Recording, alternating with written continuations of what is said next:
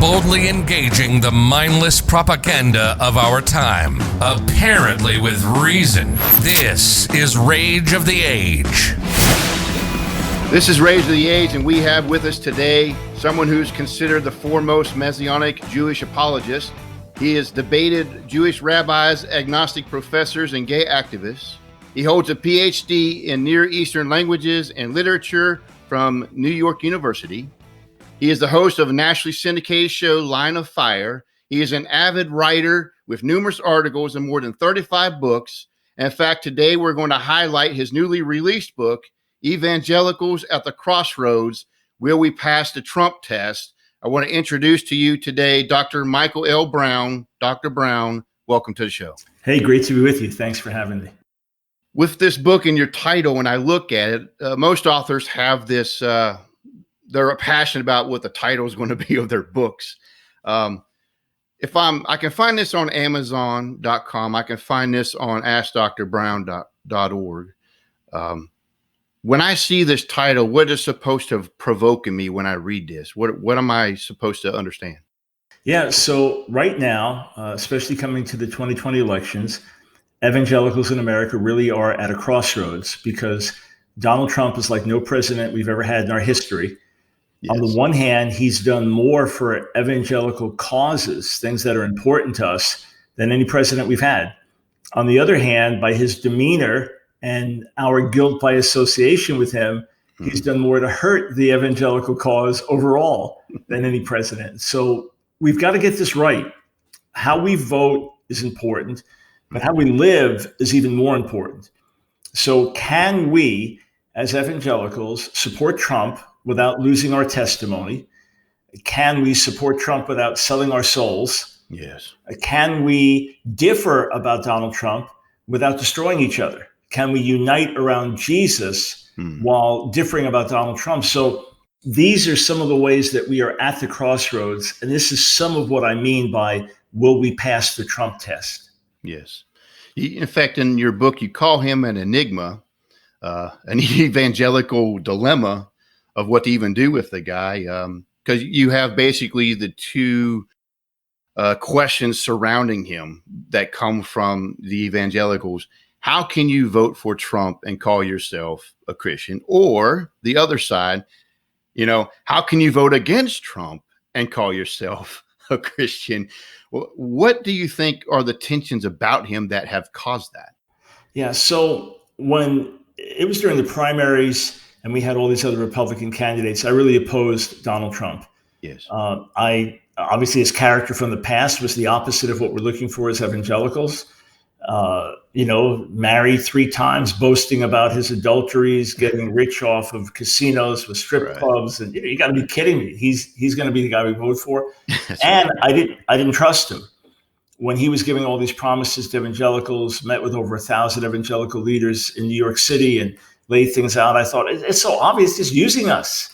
Come on, and once he's in, he's going to discard us. Wake up, everybody. Right. So I understand why people have issues with him. And remember, this is the man that during the primaries attacked Ted Cruz's wife, Heidi, as if she was ugly, claimed that Ted Cruz's father was involved in the assassination of JFK. I mean, just crazy stuff. Crazy stuff. So to this day, he's behaved in that way. He's savaged others. He calls this one a dog. He throws this one under the bus. And it's like a circle of people getting fired and kicked out of the White House.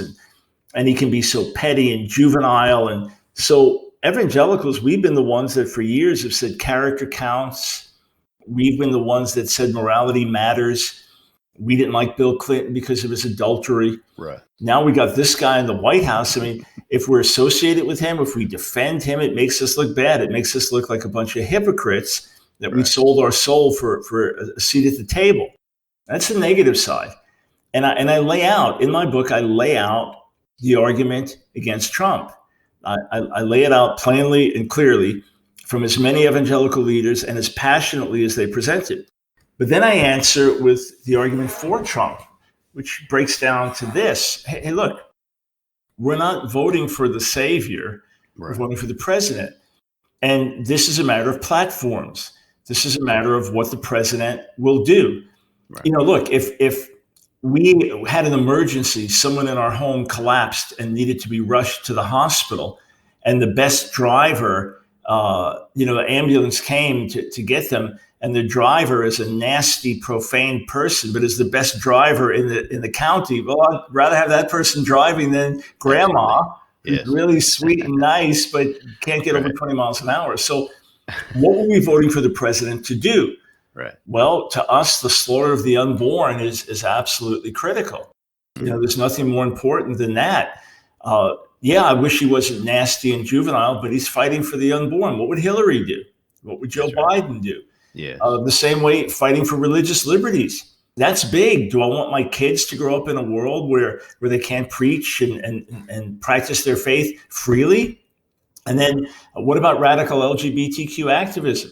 For example, under the Obama administration, if you were, say, a high school and you said that a 15-year-old boy cannot play on the softball team with a 15-year-old girl and cannot share locker rooms and shower stalls, you could lose your funding. Well, President Trump's administration has overturned that. Isn't that big? Doesn't that matter? We're standing with Israel. We believe that's very important as evangelicals. Moving the embassy to Jerusalem. Everyone said they do it. Clinton, Bush, Obama, no one did it. Trump did it. That's big. Yes. What about tyrannical China? Standing up to them. Doesn't that matter? Isn't that big? Yes, it is. What about pushing back against Islamic terrorism? So, I don't like his nasty behavior. I don't like his juvenile tweets. I believe he lies a lot and so on. And yet, when it comes to the points of action that are important, he shows great character by keeping his word and not wavering. So I have a binary choice. It's Trump or Hillary, Trump or Biden. You say, but you could just say in conscience, I can't vote for either. Well, why can't I vote for Trump?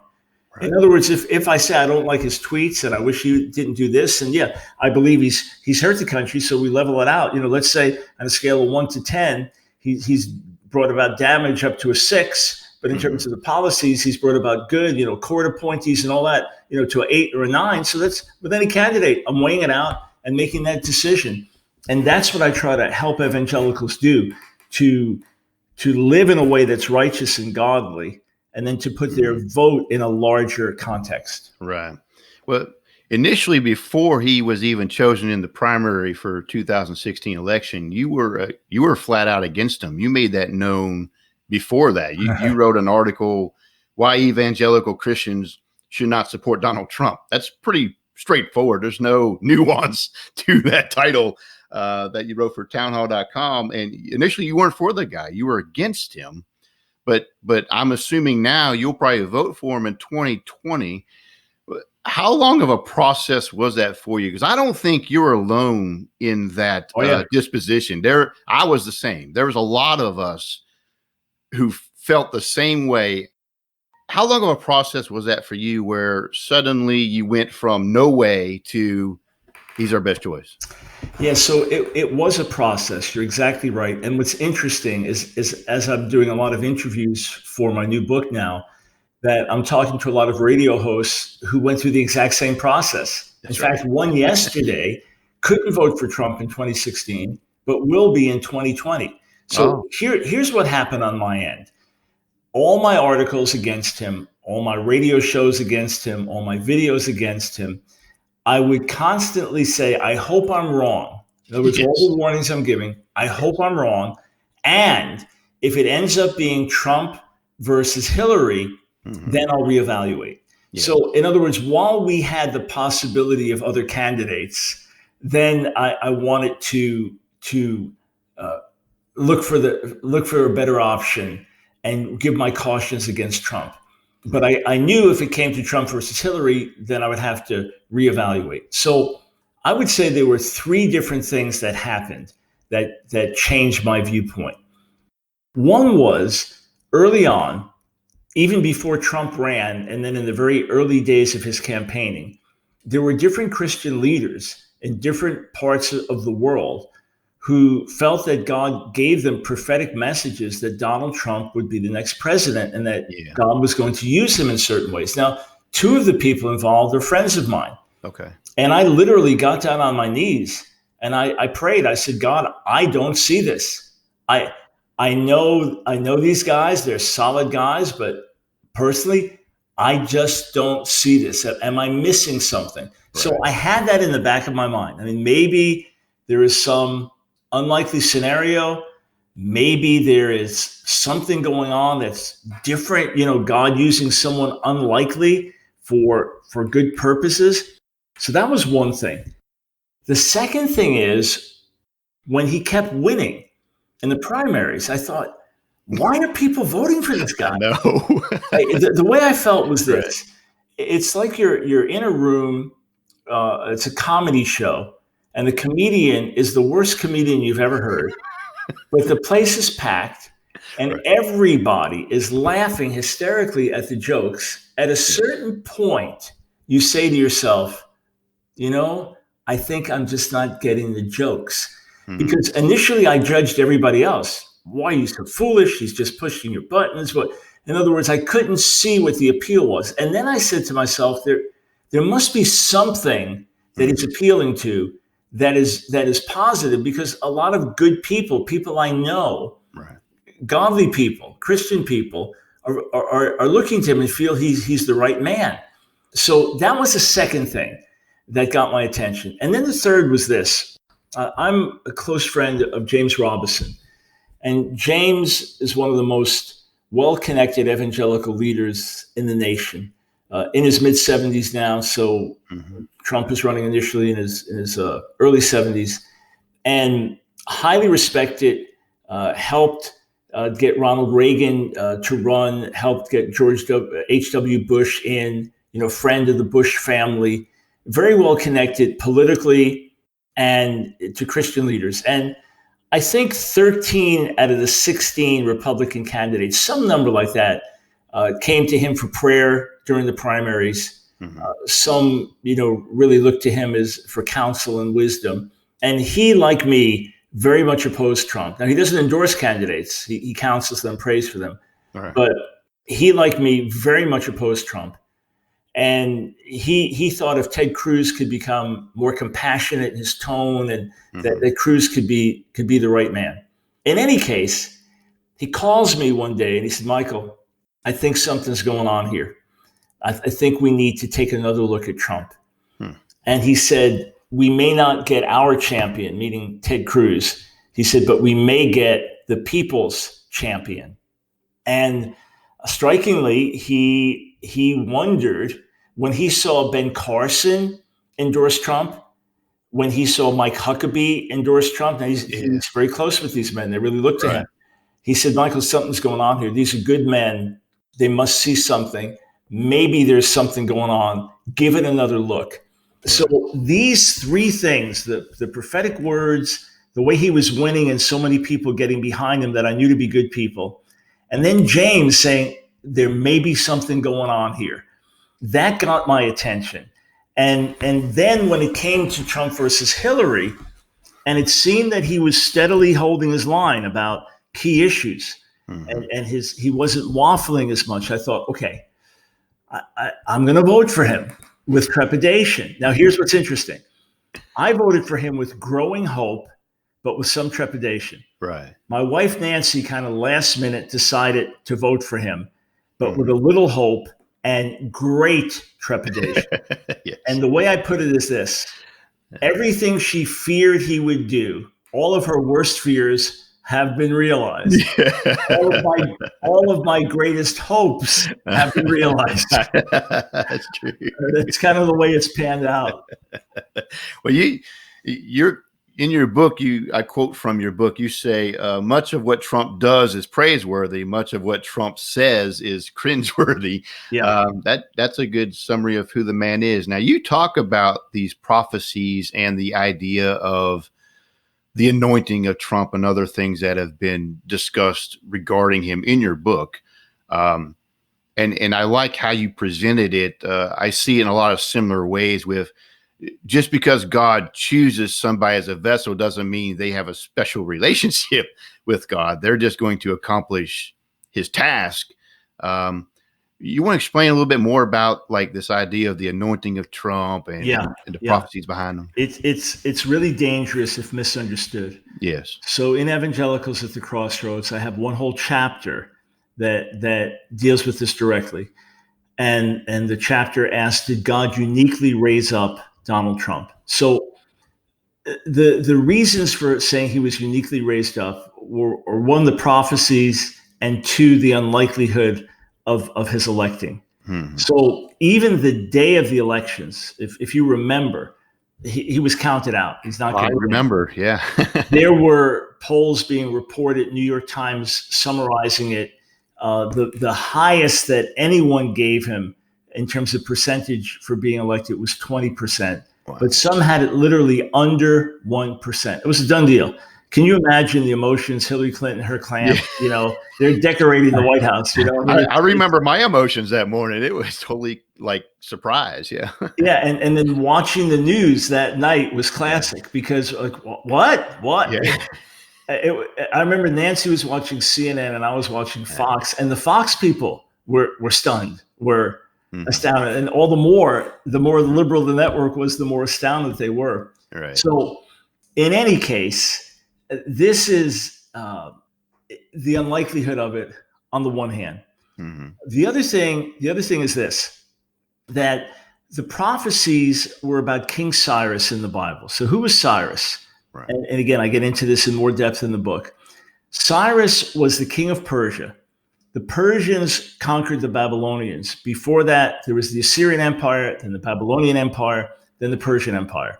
So these were idol-worshiping kings. They were not Israelites. They did not know or worship the God of Israel. Right. They were idol-worshiping kings. And Cyrus had a different policy than the other kings. The other kings, they would just crush the opposition. They'd send you into exile and crush you there, and then that's the end of your nationhood.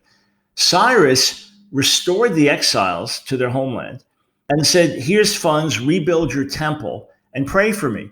So rather than ruling just by brute force, he would have open trade routes. He would not have to invest as much military effort to keep people down, because it would be, okay, I want you're going to pay me in taxes and so on, but I'm going to be kinder in this regard. So it was complete break. So the Bible records that Cyrus said, hey, the exiles, you can go back home. We're going to rebuild Jerusalem, rebuild the temple, and the God of Israel has ordained this, pray for me, etc.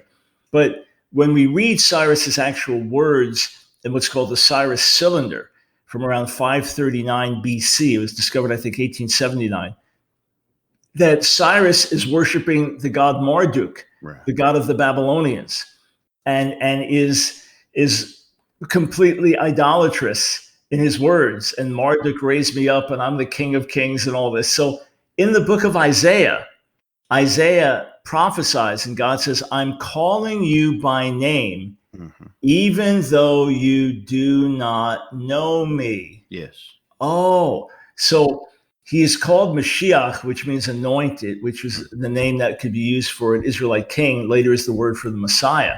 Mm-hmm. And he's saying, here you are, an idol-worshiping king. You have no idea, but I'm the one that raised you up. In your own words, you think it's Marduk, the god of the Babylonians. I'm the one that raised you up. All right. So the significance is not that Trump is anointed like a preacher of the gospel is anointed, or a prophet of old was anointed. Right. It's not that he's anointed in such a way that you can't question him, that whatever he says is no. That's not what it means. It means that an unlikely vessel, someone that doesn't have a personal relationship with the Lord, or at least when he came into office didn't have a personal relationship with the Lord, was being raised up by the Lord to do good, including restoring the embassy to Jerusalem. Yes. So these prophecies said he's a Cyrus-like figure. And people said, well, you're saying God raised him up, so God's hand is on, so whatever he says is right. No. It doesn't mean you can't differ with him. It doesn't mean you have to vote for him again. It doesn't mean any of that. It simply recognizes that just as God raised up an idol-worshiping king to do good to Jerusalem and the people of God, God raised up this narcissistic, me-centered man to do good for many Christian causes in America. I'll just give you one little example. There is an all-out war against change, the possibility of change for those who identify as LGBTQ. In other words, if you are a 17-year-old kid, same-sex attracted, you were sexually abused when you were little, and you want to get to the root of your same-sex attractions because you want to be in a heterosexual relationship and marry and have kids, and you want professional counseling, in many states in America, it's illegal. Right. Even with parental consent, illegal. And some states are trying to make it illegal, period. Some countries, illegal, period, for any age. Right. You're a 35-year-old woman, same-sex attracted, and you don't want to be.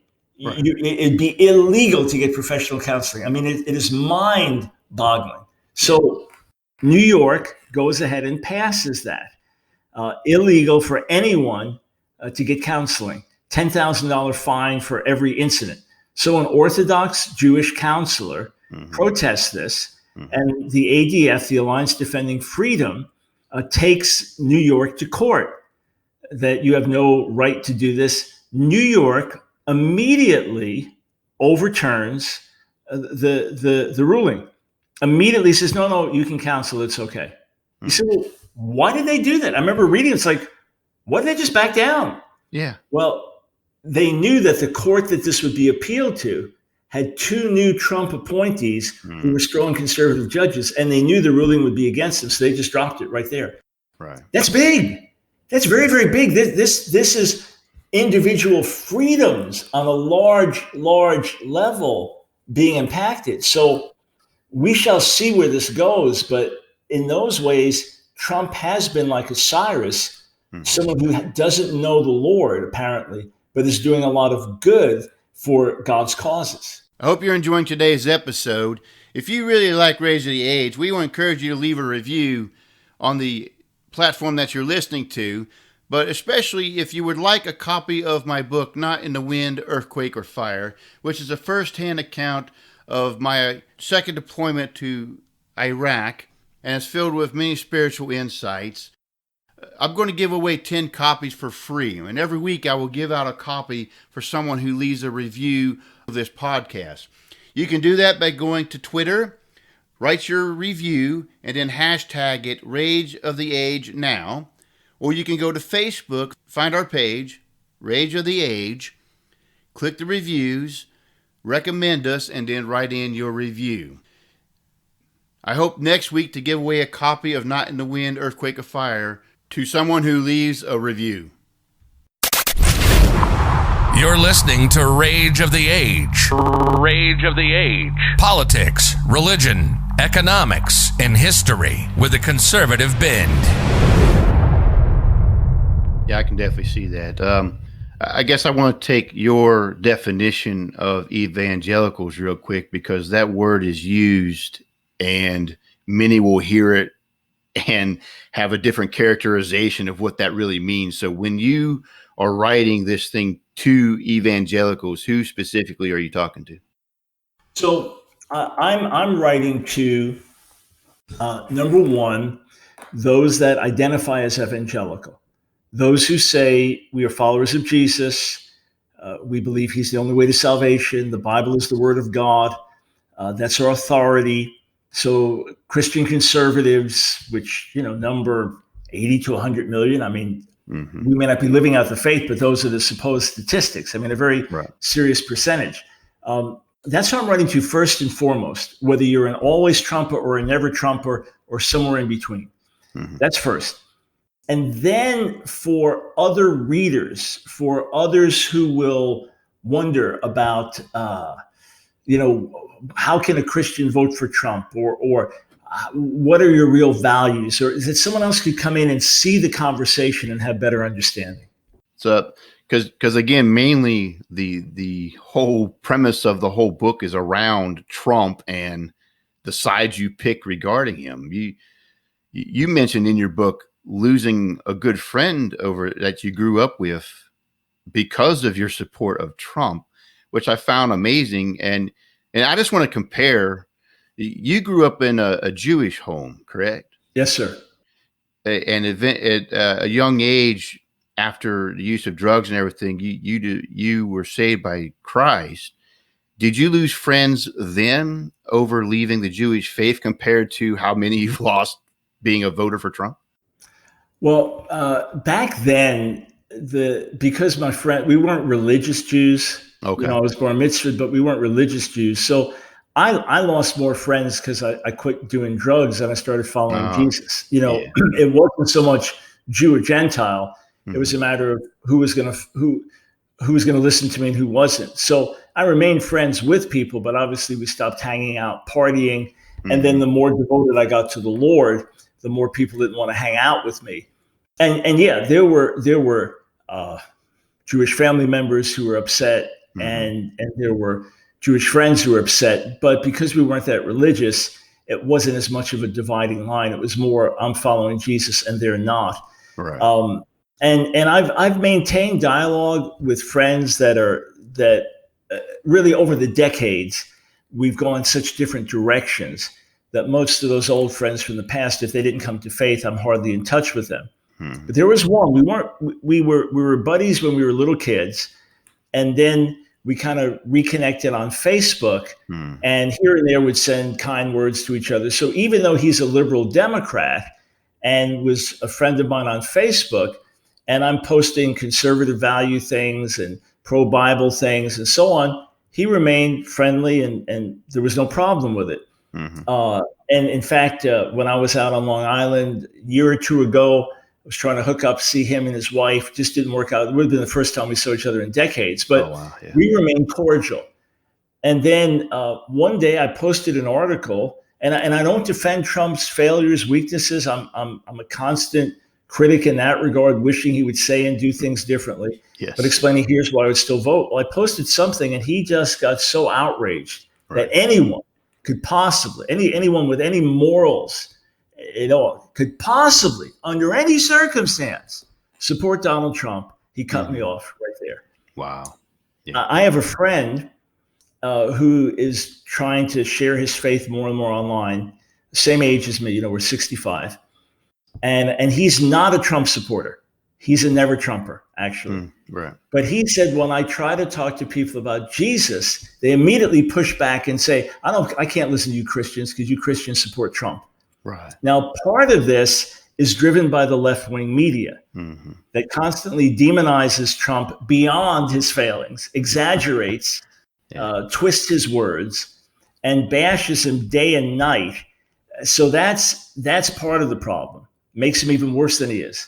Then the other side of the problem, is that Trump is then, some evangelicals will defend Trump at any cost. Some evangelicals, doesn't matter, they're going to defend him, they're going to speak well of him no matter what he says and does. And that makes us look like a bunch of jerks. Right. That all we care about is having political power, or our man in the White House. So we've got to navigate this properly. We've got to put the cross before the flag. We've got to put spiritual activity before political activity. These are crucial things we must do if we're to pass the Trump test. Yes. And that's what I like about your book. You cover both sides of the Trump enigma. You bring up the points of why some people are adamant to never support the guy, just as much as you cover why you think an evangelical could support him. So it's not like you give just the one-sided view and you just kind of throw your ideas out there. You cover both sides of the field, and the way you did it, I think, was well done. You give a good example in your book of someone called Carolyn Borisenko, I believe is how you say it. She was a 20-year Democrat, and if you voted for Trump, you're racist. And she would purposely unfriend and block people in any way possible to deny them a platform to support Trump. But then she began to see a lot of the hatred from the side she's on, from her side of the aisle, as she would say it. And then that kind of provoked her a little bit to listen to the other side. And she was more impressed than frightened by what she saw. And again, you threw in that the leftist media does fuel the fire. I think there's a lot of people like her that have been just so fed this idea of how he's racist, misogynist, xenophobic, homophobic, and it's constantly just fed to where they think, well, that's bad stuff. How can you vote for this guy? Having that reasonable conversation is kind of missing. In your book, you approach that. So do you deal with a lot of that still? I mean, a man in your position, you probably get a lot of conversations going. Oh yeah, day and night, by the hour. Our social media platforms reach millions of people every week, and then my radio show, which is also live streamed on social media, on video. Yeah, so we're constantly, through phone calls from listeners, viewers, and then from posts and comments, which are many tens of thousands every month. Yeah, we're running into this constantly. And what's interesting is that you can tell a lie about someone and then repeat it, and now it becomes truth. Right. Yeah. So Donald Trump said that neo-Nazis are very fine people. Well, it's not what happened. It's not what he said at Charlottesville, but that's now fact. Or his press secretary says, we're not going to let the science stop us from opening the schools. That's the latest one this week. But that's not what he said. Right. But it will be repeated. Yes. Or how can you vote for someone that puts children in cages, as if Donald Trump, took delight in putting children in cages at the borders. And yes. So a lot of this rhetoric just explodes. And right now, I mean, it is just stated. It's like a fact. If you vote for Trump, you're a white supremacist. Right. Yes. Boom. That's it. Right. So we have to combat that narrative with truth, but not in a reactionary way. Because where Trump does fall short, we have to say, yeah, here's where he falls short. Here's where we don't agree. And that instance you mentioned with that one woman, she's not a well-known person. It's just her. I happened to run into her story online. I'm constantly researching things. Yeah. And she had decided to attend a Trump rally, and people were concerned, are you going to be injured? And to her shock, no one knew who she was. It's not like they were trying to put on a front. To her shock, she found people that were loving and caring and so on, and just she was amazed. Right. And it changed the whole tone of the rally and everything. And then she found unbelievable hate and on her own end. So yeah, it was quite an eye opener for her. So I do tell that story in the book. And look, honestly, from my heart, I did not write the book primarily to gain support for Donald Trump or to convince people to vote for him. Now, I know reading the book has had that effect on some, that they were never Trumpers, but when they saw the larger picture, they said, I'm going to vote for him. Right. But that's not my great goal. My great goal is to get us to live right as evangelicals up to the elections and after the elections, so that no matter what we do, we maintain a solid, godly testimony. It makes me wonder, I read your whole book in about 2 days. It was a pretty easy read, and I was cramming in with everything else. I don't get a whole day to read. So it was a really good read, and it flows well researched. I think you did a great job with it. But I was wondering it to myself reading it, how much of this is really a disagreement between evangelicals on matters of faith, and how much of it is mainly the political strategy of the left, which constantly uses these tactics, yelling and condemning and suppressing. Is this more of evangelicals who have a certain political persuasion versus another, or is this truly something we can kind of move beyond in the unity of Christ? Well, we have to move beyond it in the unity of Christ. We have to. Yes. But I would say it's a little bit of both. In other words, there are some evangelicals genuinely from the heart feel that our association with Trump has hurt our witness, feel that we've compromised our values. Lifelong Republicans who are now saying, I can't vote Republican, I can't vote Trump. So some of it is internal, but much of it is fueled by the outside. Much of it is fueled by the left. And because of that, it's something we have to overcome. When the left is shouting something to us, sometimes we have to prove our faith. We have to prove our Christian conviction. And we often now dance to the beat of someone else's drums. We need to step back and say, Lord, how can we conduct ourselves in a way that pleases you? Because look, bottom line is the left-wing media hated people like us long before we voted for Trump.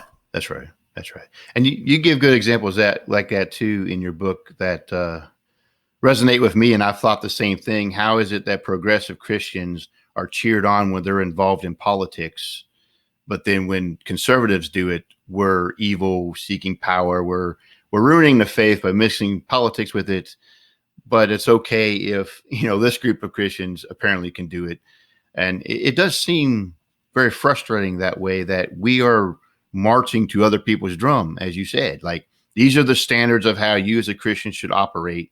And we've kind of listened to that, haven't we?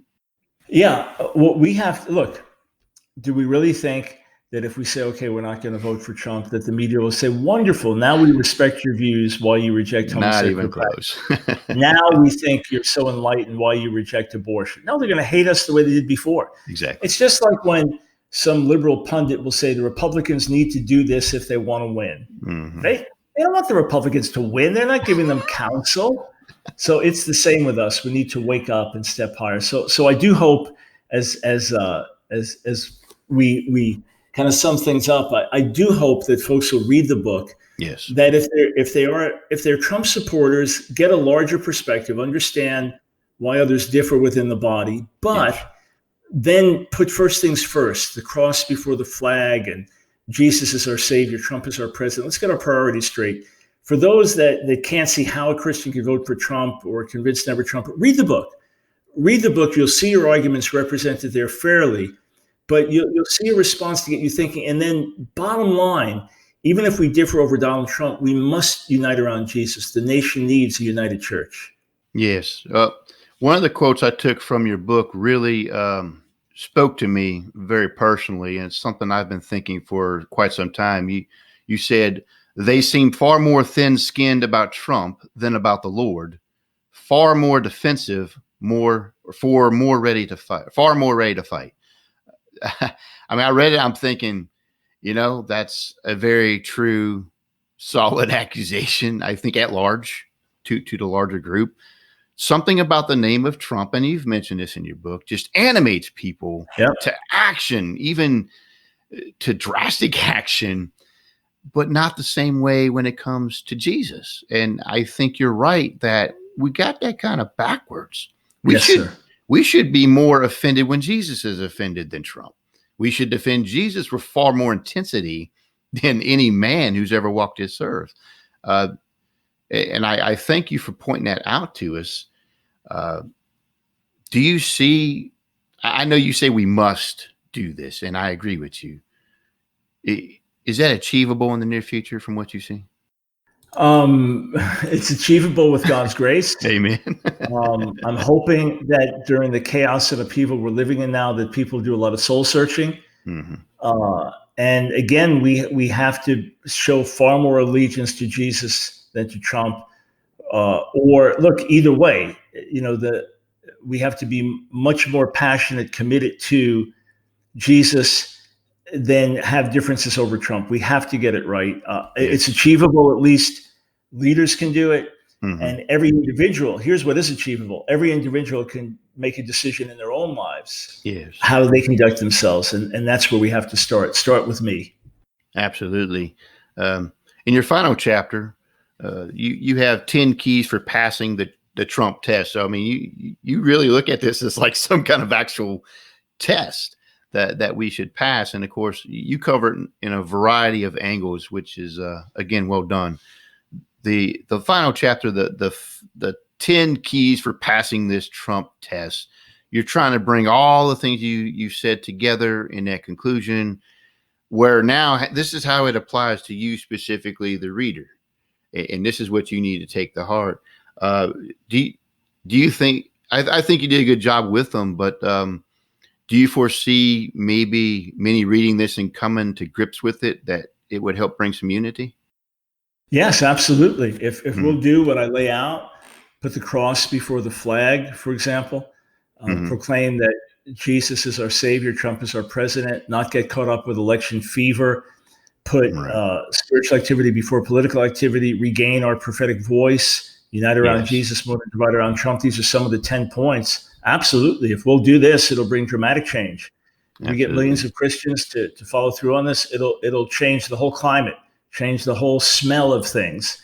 And yeah, so by God's grace, that's again why I wrote the book and pray that people will read it and act on it, sir.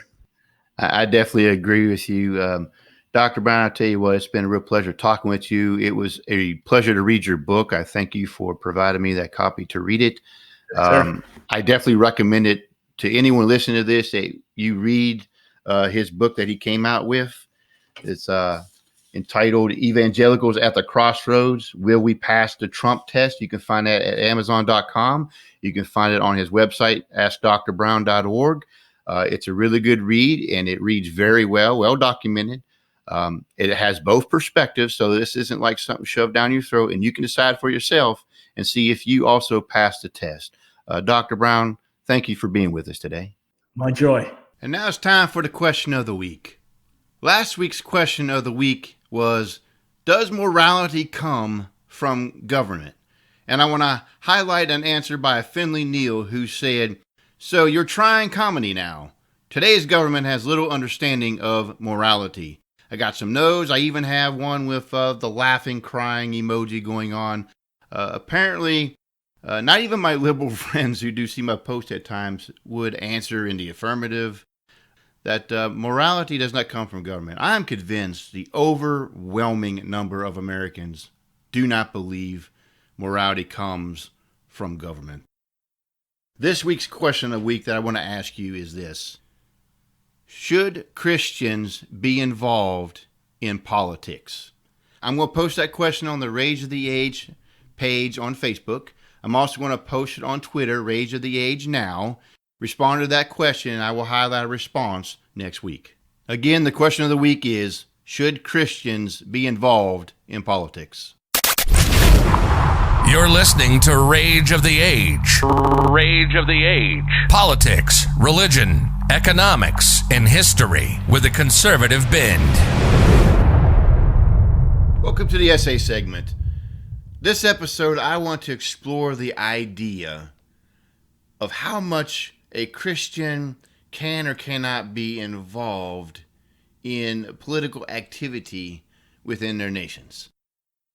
As you heard within the interview, of course, we did talk about how Christians on, say, the conservative side, if you will, are usually ridiculed, corrected, treated as those who had acted incorrect with their religion, if you will, and should not be involved in and make it beneath themselves to be involved with political activity. And this notion, if you must know, comes from the left, which tends to be anti-God anyway, could care less about your religion, yet wants to try to use your religion to correct you into not being involved into other things. Should a Christian be involved with the political activity of their country? To start with an answer to that, let us first understand what politics really is, and what politics maybe is not. If I was to ask you, what is politics? Answers may vary all across the spectrum as to what that might really be. For some, it might simply just be the actions of representatives or judges or executives carrying out their activities, and how they interact and get things done, you would consider politics. For some, you might take it a little bit further. It might be being active in an actual political party, trying to get candidates elected. And for you, that's, being involved in politics, or that's being political. Some would take it even further, that every little thing you do is a political action. Voting could be a political action. Making a political comment, or what someone would consider a political comment, would be considered a political action. And so, just to begin with, how much or how you view politics can pretty much affect how you view the question of how much a Christian should be involved with political activity that they're involved in. But that being said, I don't have a stiff definition for you for that. And the reason is you may view the definition differently. But that's something I want you to think about when you consider that question. That's something I must think about, that when we make certain generalized statements, people receive them differently because of how big or little you view what politics is. If you're from a very left-minded world right now, and I'm talking about our current state, the left tends to have a very socialistic, communist viewpoint far more than they ever have in history. Their mindset of politics is far different than everybody else's. Every little thing you do to them is a political action, and they see it as a threat. So when they say to you, you shouldn't be involved in politics, it may mean more than perhaps you think if you're not of that mindset. And therefore, we're already starting off on different starting points. But let's go a little bit further. If we look just basically at a Christian perspective of how much one should be involved in politics, I guess part of it depends on maybe the system in which you exist. For example, if I fall under a monarch or some heavy ruler and they do all the decision making, chances are I'm not going to be involved in politics much anyway. Unless you're rubbing elbows with the powers that be, you don't have a say anyway. Just surviving, getting by is probably going to be most of your activity. But then maybe you could ask the question, if you had an opportunity to depose brutal dictators like, say, Gaddafi, Saddam Hussein, and such, is it the Christian thing to keep them in power or take them out of power? I mean, you can take this question so many different directions. These are a lot of moral dilemmas that, there's no easy answers to. I mean, when Adolf Hitler was in power, you had the official church, because it was ran by the government, by the way, which backed Hitler. And a lot of Germans followed that to a point till they realized where it was heading. But you also had Christians in the Third Reich who were against him and were conspiring against him and his regime. Now, are you going to tell me that you think those Christians should not have tried to resist Adolf Hitler? That they should have just went along with it and quit being, as the saying goes, political? That's some very deep things to think about. And there's definitely no easy answers in how we look at it. If we look at our own history, if you're to use the terms Christians shouldn't be involved in politics, then that means there's going to be two major events in our historical timeline that would have totally played out differently, or maybe we would not even be where we're at today. The major leaders and proponents, for example, of the abolition movement were led by religious people following their religious principles, and they exhorted a Christian nation to Christian principles to abolish slavery. Now, do you mean to tell me that if you are of the mindset Christians shouldn't be in politics, that back then you would have said, you're not allowed to push this anti-slavery stuff because you're Christians. You're not allowed to be involved like that. You should be ashamed of yourself. I mean, would you really agree with that assessment? Would it be unchristian for them to advance such a cause? Would you simply go, well, that's political, so you shouldn't be able to be involved in that? How would you buy that? The same can be said for a lot of the civil rights movement that had come across about 100 years later.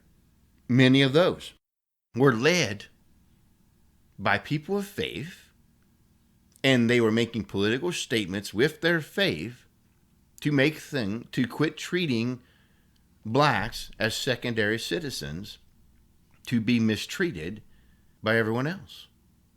And this was led by many, let me remind you, many preachers were involved in this. Martin Luther King Jr., whether you want to admit it or not, it is a fact, he was a preacher. Now, if a preacher were to try to lead something today, what would be the cry?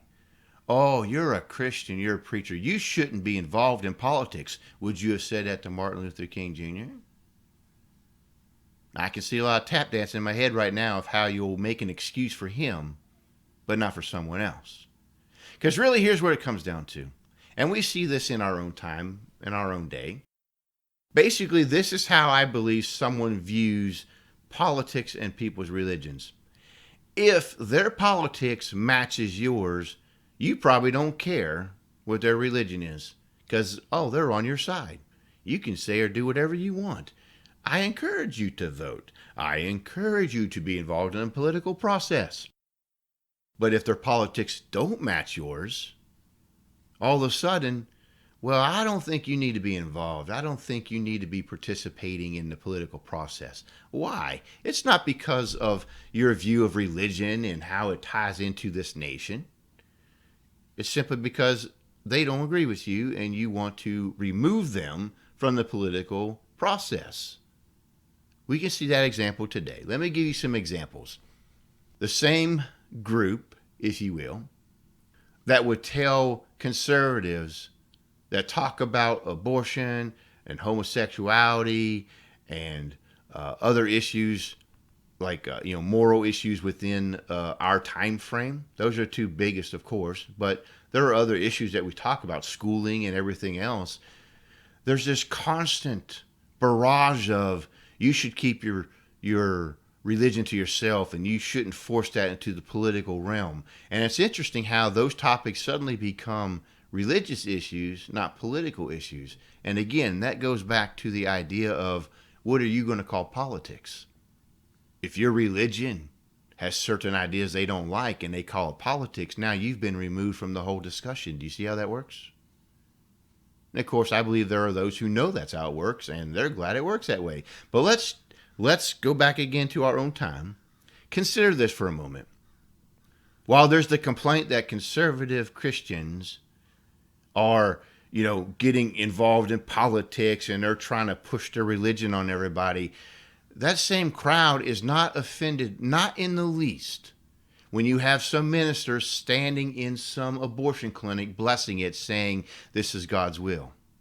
All of a sudden, they don't say, oh, you can't be in that clinic and you can't be involved because you can't believe in this political decision and this topic because of your religion. You have to, no, they embrace them.